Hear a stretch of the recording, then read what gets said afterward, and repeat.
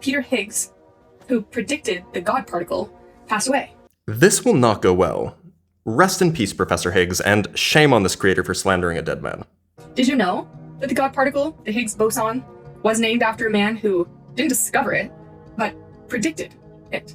This is fairly common in physics, so perhaps chill with the incredulity. If something is observed first by experiment, then it's often named after the experimentalist. If it's first predicted by a theorist, then it's often named after the theorist. You know, like literally the word boson, named after Satyendra Nath Bose, an Indian physicist who, together with Einstein, first developed a theory of their existence. You all know that I'm not a fan of CERN. I am very skeptical of a lot of the scientific community today. I would have never guessed.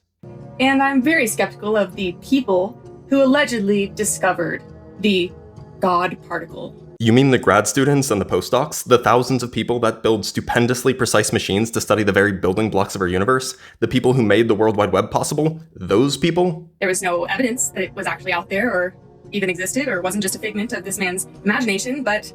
Oh, what about this? Or this? Or this? Or what about the fact that the Higgs mechanism, in which the particle is a key player, is instrumental in the consistency of the standard model of particle physics, which describes with incredible accuracy things like electricity, radioactive decay, and nuclear fusion? It didn't matter, we still spent billions of dollars in search of it.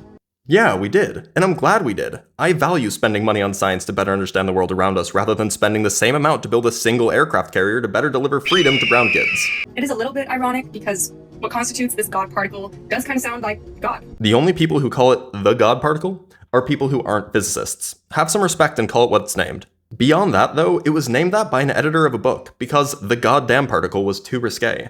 Maybe look into the history a bit. Maybe do an ounce of research before embarrassing yourself. Right? But of course, Higgs himself was an atheist. Could have guessed that, right? Well, yeah. It turns out, depending on which source you look at, either the plurality or the majority of scientists are atheists, physicists especially. Because when you study the natural world for a living, you can answer questions that used to just be answered with, because God did it.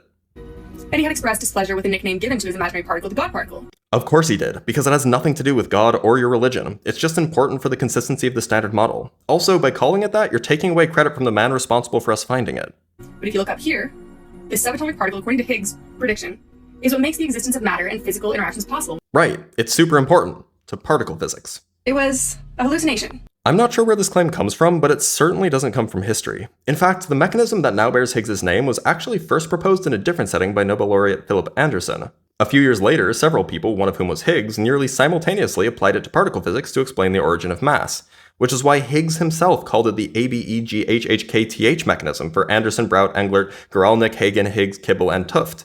So this idea was in the air, and it certainly wasn't a hallucination. So hey, maybe before you spit on the legacy of a recently dead man, have some respect and contribute to society first.